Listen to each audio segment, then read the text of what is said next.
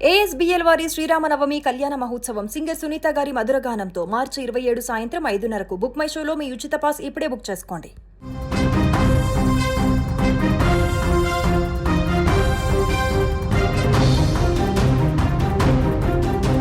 విజయనగరం జిల్లాలో శనివారం తెల్లవారుజామున ఒక భీకర అగ్ని ప్రమాదం సంభవించింది. నిశ్శబ్దంగా సాగిపోతున్న ప్రయాణంలో ఒక్కసారిగా మంటలు చెలరేగడంతో ప్రయాణికులంతా హాహాకారాలు చేశారు. భువనేశ్వర్ నుంచి మల్కన్గిరి వెళ్తున్న ఒక ప్రైవేటు ఏసీ బస్సు అగ్ని ప్రమాదానికి గురై పూర్తిగా కాలి బూడిదైంది. ఈ ఘటన రామభద్రపురం మండల కేంద్రానికి కేవలం 1.5 కిలోమీటర్ల దూరంలో చోటు చేసుకుంది. అయితే డ్రైవర్ సమయస్ఫూర్తి వల్ల ఒక పెద్ద ప్రాణ నష్టం తప్పిందని చెప్పాలి. బస్సులో ఉన్న 37 మంది ప్రయాణికులు సురక్షితంగా బయటపడడంతో అందరూ ఊపిరి పీల్చుకున్నారు.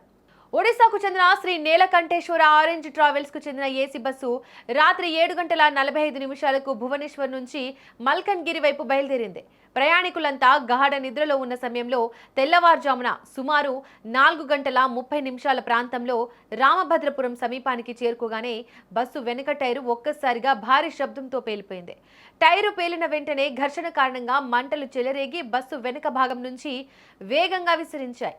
బస్సు డ్రైవర్ వెంటనే అప్రమత్తమై వాహనాన్ని నిలిపివేసి లోపల ఉన్న ప్రయాణికులను గట్టిగా అరుస్తూ నిద్రలేపాడు.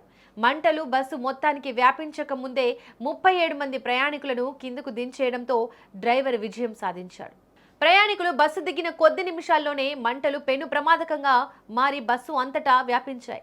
ఏసీ బస్సు కావడంతో మంటలు చాలా వేగంగా విస్తరించి ఆ ప్రాంతమంతా దట్టమైన పొగతో నిండిపోయింది.